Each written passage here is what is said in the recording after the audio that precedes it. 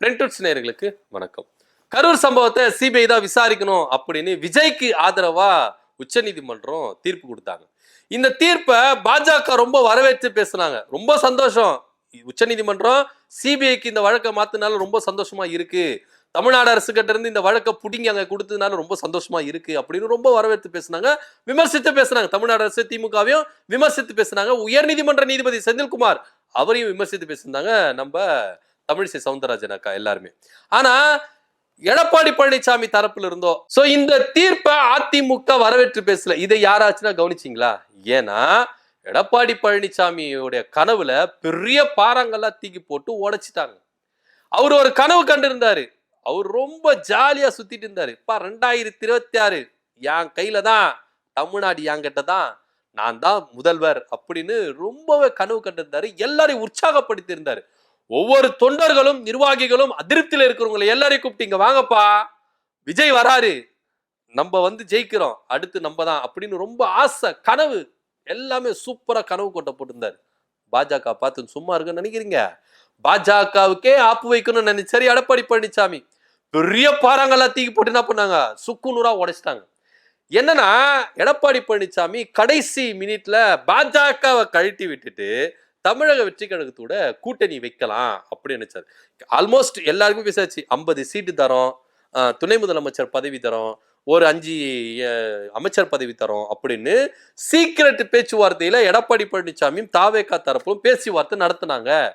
ஆனா இது பாஜக இருக்கிற வரைக்கும் சாத்தியம் இல்லை. ஏன்னா தமிழக வெற்றி கழகம் தெல்ல தெளிவா சொல்லிருச்சு, கொள்கை எதிரியான பாஜக கூட கூட்டணி கிடையாது, அந்த கூட்டணியில இருக்கிற கட்சியோட கூட்டணி கிடையாது அப்படின்னு சொல்லிட்டாரு. அப்போ என்ன அர்த்தம்னா, நீங்க பாஜகவை கழட்டி விட்டுட்டு வாங்க, நம்ம 2 பேரும் கூட்டணி வைக்கலாம், திமுகவை நம்ம அடிக்கலாம் அப்படின்னு தமிழக வெற்றி கழகம் ஓப்பன் ஸ்டேட்மெண்ட் கொடுத்தாங்க. ஆனா எடப்பாடி பழனிசாமி பாஜக கிட்ட இருந்து வர முடியாது. ஏன்னா கேஸ் அவ்வளவு ஸ்ட்ராங்கா இருக்கு. எடப்பாடி பழனிசாமியோட சம்பந்தி வழக்கு, அவனுடைய மகன் வழக்கு எல்லாமே அவ்வளவு ஸ்ட்ராங்கா இருக்கு. சோ அவ்வளவு லேஸ்ல எடப்பாடி பழனிசாமி பாஜக விட்டு வெளியே வந்துட முடியாது. சோ இதனால எடப்பாடி பழனிசாமி என்ன நினைச்சாருன்னா, தேர்தல் நெருங்குற டைம்ல லாஸ்ட் மினிட்ல என்ன பண்ணலாம், பாஜக கழட்டி விட்டுட்டு நம்ம கூட்டணி வச்சுக்கலாம். அப்ப பாஜக ஒன்னும் பண்ண முடியாது. மேபி அப்ப ஆக்ஷன் எடுத்தா கூட என்ன சொல்லுவாங்கன்னா, அரசியல் பழிவாங்க நோக்கத்துல தான் என்ன பண்றாங்க, இவங்க எங்க மேல பழி வாங்குறாங்க அப்படின்னு சொல்லிட்டு பாஜக மேல பிளேட்டை திருப்பி விட்டுறலாம். ஸோ அதனாலதான் எடப்பாடி பழனிசாமி லாஸ்ட் மினிட்ல என்ன பண்ணலாம், கழட்டி விட்டுட்டு தமிழக வெற்றி கழகத்தோட கூட்டணி வச்சிடலாம் அப்படின்னு ரொம்ப கனவு கட்டிருந்தாரு. ஸோ இது பாஜக ரொம்ப மோப்பம் முடிச்சிட்டாங்க. அதாவது பாஜக எப்பேற்பட்ட ஆளு அப்படின்னு லேசா கணக்கு போட்டாரா எடப்பாடி பழனிசாமி அப்படின்னு நினைச்சுக்கலாம். இன்னைக்கு சிபிஐ கேட்டு இந்த வழக்கு போனதுனால எடப்பாடி பழனிசாமியோட கனவு சுக்குநூறா உடைஞ்சிருச்சு. உடைச்சிட்டாங்க, பாஜக உடைச்சிட்டாங்க. இப்ப எப்படின்னா, சிபிஐ கிட்ட போனதுனால பாஜகவுடைய தலையீடு இதுல ரொம்ப அதிகமா இருக்கும். பாஜக சொல்றதுதான் தீர்ப்பு, பாஜக சொல்றதுதான் விசாரணை, பாஜக சொல்றதுதான் முடிவு. பாஜக என்ன அஜெண்டா கொடுக்குறாங்களோ அது அப்படியே டிட்டோவா செயல்படுத்துறது தான் சிபிஐயோட வேலையா இருக்கு அப்படின்றது நம்மளுக்கு தெரியும். தன்னாட்சி அமைப்பு அப்படின்னு சொல்லிட்டு நம்மளுக்கு இந்தியால இருக்கு, நிறைய அமைப்புகள் இருக்கு. அதுல முக்கியமானது சிபிஐ, ஐடி, அதே போல இடி, தேர்தல் ஆணையம். இது எல்லாமே இப்போ பாஜக கையில இருக்குது அப்படின்றத ஒவ்வொன்றும் ப்ரூஃப் ஆயிட்டு வந்துட்டு இருக்கு. ஏன்னா இடி ஒரு விஷயத்த யார் மேலனா ரைடு விட்டாங்கன்னா அவங்க உடனே பாஜக கிட்ட போயிட்டு அவங்க நல்லவங்க, அந்த பாஜக மிஷன்ல போயிட்டு தோய்ச்சி எடுத்துட்டாங்க, அவங்க ரொம்ப சுத்தமானவங்க அப்படின்னு இருக்கு. ஐடி அப்படிதான், சிபிஐ அப்படிதான். இப்போ தேர்தல் ஆணையத்து மேலதான் நம்மளுக்கு சந்தேகம் இல்லாம இருந்தது. ராகுல் காந்தி அதை என்ன பண்றாரு, தோல் உரிச்சு காமிச்சிட்டாரு. இங்க பாருங்க எந்த அளவுக்கு வாக்கு திருட்டுல பாஜக ஈடுபட்டு இருக்கு, அது உறுதுணையா போயிருக்கு தேர்தல் ஆணையம் அப்படின்றத. இப்போ யார் மேலாம் நம்ம நம்பிக்கை வச்சிருந்தோமோ அவங்களாம் அவநம்பிக்கையா போயிட்டு இருக்காங்க, பாஜகவுடைய கைக்கூலியா போயிட்டு இருக்காங்க. சோ அப்படி இருக்கும் பொழுது சிபிஐ கிட்ட இந்த வழக்கு போனதுனால வசமா சிக்கிக்கிட்டாரு விஜய் அவர்கள். இதுல என்ன ஒரு பெரிய விஷயம்னா, இப்ப பாஜக என்ன நினைக்கிறாங்கன்னா, நீங்க கூட்டணிக்குள்ள வாங்க, நான் சொல்றதுதான் கூட்டணி, நான் சொல்றதா. இப்போ எடப்பாடி பழனிசாமிய அழிக்கிறதுக்கு செம்மையா பிளான் போட்டாங்க. ஏன்னா எங்களுக்கே தெரியாம நீ என்ன ஜித்து வேலை காமிச்சிருக்க, உன்னை சும்மா விட்டுருமா, எலெக்ஷன் முடியிட்டான் தம்பி, உனக்கு இருக்குது அப்படின்னு தான் பாஜக நினைக்கிறாங்க. இப்ப என்ன அப்படின்னா, பாஜக அதிமுக தாவேகா கூட்டணி உறுதி. இப்போ என்டிஏ கூட்டணிக்குள்ள விஜயை கொண்டு வந்துருவாங்க. கொண்டு வந்துட்டா அவங்க சொல்றதா சீட்டு, அவங்க சொல்றதா பதவி, அவங்க பிரச்சனை எல்லாமே அப்படின்றது முடிவாயிடுச்சு. இப்போ எடப்பாடி பழனிசாமி வசமா சிக்கிக்கிட்டாரு. ஏன்னா எடப்பாடி பழனிசாமி ஒன்னு சொன்னார் குமாரபாளையத்துல, அவர் பிரச்சாரத்துல தமிழக வெற்றி கழக கொடி பறக்கும் போது, கொடி பறக்குதா கூட்டணிக்கு பிள்ளையார் சொல்லி போட்டாங்க, அதிமுக தலைமையில கூட்டணி உருவாகுது. இவர் என்ன நினைச்சிட்டாருன்னா சிபிஐ கிட்ட போகாது, பாஜக கிட்ட இவங்க போக மாட்டாங்க, இங்கிலுக்குள்ளேயே முடிச்சுக்கலாம் அப்படின்னு தான் எடப்பாடி பழனிசாமி நினைச்சாரு.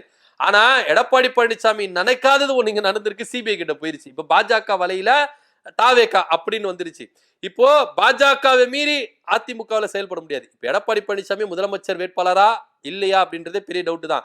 ஏன்னா நீங்க ஒண்ணு மட்டும் நல்லா தெரிஞ்சுக்கங்க, பாஜக கூட்டணிக்குள்ள தமிழக வெற்றி கழகம் வந்துருச்சுன்னா முதலமைச்சர் வேட்பாளராக தான் வருவார். ஏன்னா முதலமைச்சர் வேட்பாளரை நீங்க மாத்துங்க, நாங்க உள்ள வரோம் அப்படின்னு டிடிவி தினகரனும் ஓபிஎஸ் ரெடியா இருக்கிறாங்க. சோ அப்படி இருக்கும்பொழுது எடப்பாடி பழனிசாமியே முதலமைச்சர் வேட்பாளரா வச்சுக்கலாமா வேண்டாமா அப்படின்றத பாஜக என்ன பண்றாங்க யோசிக்கிறாங்க. ஏன்னா நம்மளுக்கே ஆப்பு வைக்க ரெடியானவர் தான் எடப்பாடி பழனிசாமி. நம்மளை கைட்டி விட்டுட்டு தமிழக வெற்றி கழகத்தோட கூட்டணி வைக்கலான்னு பார்த்தாரு. ஆனா தமிழக வெற்றி கழகத்தை உள்ள கொண்டு வந்துட்டோம். இனி நம்ம சொல்றதுதான் முதலமைச்சர் வேட்பாளர், நம்ம சொல்றது அதிமுக சீட். ஏன்னா நீங்க பீகார உதாரணமா எடுக்கணும். இன்னைக்கு பீகார்ல சீட்டு பிரிச்சிருக்கிறாங்க. நிதிஷ்குமாருக்கு 101 சீட்டு, பாஜகவுக்கு 101 சீட்டு சரிசமமா பிரிச்சிருக்காங்க. மீதி தொகுதியை வந்து என்ன பண்ணிருக்காங்க, கூட்டணி கட்சிகளுக்கு அவங்க என்ன பண்ணிருக்காங்க, பிரிச்சு கொடுத்துருக்காங்க. எந்த அளவுக்கு பாஜக வந்து ஸ்ட்ராங்கா இருக்க போறாங்க அப்படின்றத நல்லா பார்க்கணும். ஏன்னா நிறைய வாக்காளர்களை நீக்கி இருக்கிறாங்க, காங்கிரஸுக்கு ஆதரவா இருக்கிற வாக்காளர்கள் நீக்கி இருக்காங்க. அவங்கள நீக்குறதுக்கும் இந்த சீட்டு பிரிக்கிறதும் நம்ம ஈக்குவல் பண்ணி பார்க்கணும். இதுக்கு முன்னாடி பாஜக அந்த இடத்துல கூட்டணியில எத்தனை சீட்டு வாங்கினாங்க அப்படின்றதெல்லாம் பாக்கணும். ஏன்னா அங்க மெஜாரிட்டியை கம்மி பண்ணணும். நிதிஷ்குமார் மெஜாரிட்டி அங்க கம்மி பண்ணிட்டா பாஜக சொல்றது தான். ஏன்னா நிதிஷ்குமாருடைய ஆதரவால தான் சென்ட்ரல் கவர்மெண்ட் இருக்குது. நாளைக்கு நிதிஷ்குமார் வந்து பேக் அடிச்சிட்டாருன்னா சென்ட்ரல் கவர்மெண்ட் டவுன் ஆயிடும், மோடி சீட்டு சரிஞ்சிடும். அதனால இங்க நிதிஷ்குமாரை மெஜாரிட்டி அடிக்க கூடாது, நிதிஷ்குமாரை டவுன் பண்ணணும். அதுக்காக ஈக்குவலா சீட்டு பிரிக்கலாம் அப்படின்னு சொல்லிட்டு அவங்க ஒரு கணக்கு போட்டுறாங்க. அதே மாதிரி தான் இப்போ தமிழ்நாட்டிலையும் பாஜக மும்முரமா இருக்கு. 234 தொகுதியில சரிக்கு சமமா பிரி. நீ கூட்டணிக்கு தலைமை அப்படின்றதுனால நீ மெஜாரிட்டியில வின் பண்ணினாலும் நினைக்காத, சரிக்கு சமமா பிரி. விஜய்க்கு நீ நான் 3 பேருக்கு சரி சமமா பிரிச்சுட்டு யார் யார் நிக்கிறீங்களோ நில்லுங்க, யார் அதிக சீட்டு கொண்டு வரீங்களோ அவங்களுக்கு முதலமைச்சர் சீட்டு. இதுதான் பாஜகவுடைய பிளான். எடப்பாடி பழனிசாமி முதலமைச்சர் வேட்பாளரு, தாவேகா முதலமைச்சர் வேட்பாளரு அப்படி இல்ல. நீங்க வேணா எழுதி வச்சுக்கோங்க, தேர்தல் நெருக்கத்துல பாஜக இந்த ஸ்டேட்மெண்ட் கொடுக்கும், யாரும் என்டிஏ கூட்டணியில முதலமைச்சர் வேட்பாளர் இல்ல, ஜெயிச்சிட்ட பிறகு நாங்க தேர்வு பண்ணி எடுப்போம். ஏன்னா இதுக்கு முன்னாடியே அமித்ஷா அவர்கள் சொல்லிட்டாரு, அதிமுக இருந்து ஒரு முதலமைச்சரை நாங்க தேர்ந்தெடுப்போம் சொல்லிட்டாரு. எடப்பாடி பழனிசாமி தான் முதலமைச்சர் வேட்பாளர் இல்ல அப்படின்றது சொல்லிட்டாரு. இப்ப என்ன அப்படின்னா விஜய் அவர்கள் வராரு. விஜய் அவர்கள் வரும்போது என் தலைமையில தான் கூட்டணி, நான் தான் முதலமைச்சர் வேட்பாளர் அப்படின்னு சொல்லிட்டாரு. ஓகே, என் வெக்கம் கட்டு மானம் கட்டு மக்கள் எதிர்ப்பை சம்பாதித்து நான் உள்ள வரேன், உள்ள வந்தா நான் முதலமைச்சரா தான் வருவேன், இல்லாட்டி வரமாட்டேன்னு சொல்லிட்டு அவர் ரெடியா இருக்கிறாரு. எடப்பாடி பழனிசாமி அதிமுக முதலமைச்சர் வேட்பாளராக இருந்தாதான் எங்க தொண்டர்கள் என்ன பண்ணுவாங்க, உத்வேகமா என்ன பண்ணுவாங்க, வேலை செய்வாங்க, எங்க நிர்வாகிகள் எங்க கூட இருப்பாங்க. நாங்க முதலமைச்சர் வேட்பாளர் இல்லைன்னா யாருமே கூட வர மாட்டாங்க, கூட்டணி அமைச்சு வேஸ்ட் அப்படின்னு அவங்க இருக்கிறாங்க. இப்ப பாஜக என்ன சொல்லுதுன்னா 2 பேருக்கும் சரிசமமா சீட்டு பிரிச்சுக்குங்க. அதிமுகவோ தமிழக வெற்றி கழகமோ 100 சீட்டு எடுத்துக்கங்க. யார் ஜெயிச்சு வரீங்களோ, யார் அதிகமான தொகுதியில ஜெயிச்சு வராங்களோ அவங்களுக்கு தான் முதலமைச்சர் சீட்டு அப்படின்ற ஒரு டிக்ளருக்கு வருவாங்க. இதுல யாருமே மெஜாரிட்டியா வின் பண்ணிட கூடாது அப்படின்றதுல பாஜக ரொம்ப கண்ணும் கருத்துமா இருக்கிறாங்க.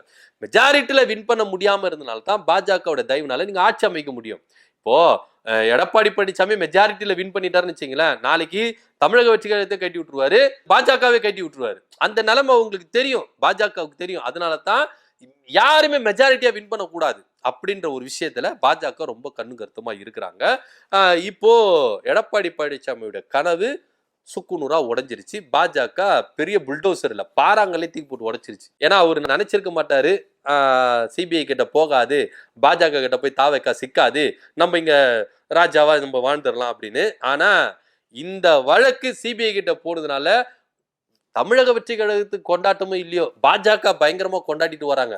வானதி சீனிவாசன், அண்ணாமலை, நயினார் நாகேந்திரன், தமிழிசை சவுந்தரராஜன் எல்லாருமே சூப்பரா கொண்டாடிட்டு வராங்க, வரவேற்று பேசுறாங்க. என்ன பூரிப்பு, அவங்க முகத்தை பார்க்கணுமே, என்ன ஒரு பிரகாசம், என்ன ஒரு ஒளிவட்டம் அப்படின்றதா தெரியுது. ஆனா இந்த வழக்கு சிபிஐ கிட்ட போனதுனால எடப்பாடி பழனிசாமிக்கு வருத்தம். இது வரைக்கும் அவரு ஒரு ஆதரவான அறிக்கையை கொடுக்கவே இல்லை. இப்போ விஜய்க்கு தானே நீங்க ஆதரவா இருந்தீங்க, உண்மையிலேயே விஜய்க்கு அவங்க ரொம்ப அரணா இருந்தாங்க, ஆதரவா இருந்தாங்க. அப்படி இருக்கும்பொழுது எஸ்ஐடி வேண்டாம் அப்படின்னு விஜய் தரப்புல சொல்லப்பட்டது. அப்போ விஜய் தரப்பு சிபிஐ வேணும் அப்படின்னு சொல்லும்போது அவங்களுக்கு ஆதரவா இருந்திருக்கு. அப்ப நீங்க ஆதரிச்சு பேச வேண்டியதானே, அவருக்கு ஆதரவா தானே இருக்கீங்க, ஆதரிச்சு பேசலாமே, ஏன் பேசல? ஏன்னா விஜய் அவர்கள் சிபிஐ விசாரணை வேணும் அப்படின்னு சொன்னது கேட்டது அங்க கிடைச்சிருச்சு. சிபிஐ பாஜக கண்ட்ரோல்ல இருக்கிறதுனால விஜய் முழுக்க முழுக்க பாஜக கண்ட்ரோல் போயிடுவார், நமக்கு நாம தான் அப்படின்றதுனால எடப்பாடி பழனிசாமி எதிர்பார்த்தது கிடைக்கலையே அப்படின்னு சொல்லிட்டு ரொம்ப சோகத்துல இருக்கிறாரு. என்ன நடக்க போகுது அப்படின்னு பொறுத்து வந்து பார்க்கலாம். எடப்பாடி பழனிசாமி ஒரு கனவு கட்டிருந்தாரு, பாஜக கழட்டி விட்டுட்டு தமிழக வெற்றி கழகத்தோட கூட்டணி வைக்கலாம் அப்படின்னு. ஆனா இங்க பாஜக வேற மாதிரி கணக்கு போட்டு அந்த கனவு கோட்டையை சுக்குநூறா உடைச்சிருக்கு. இதை பத்தியோட கருத்து அப்படின்னு கீழே கமெண்ட் பண்ணுங்க. நன்றி, வணக்கம்.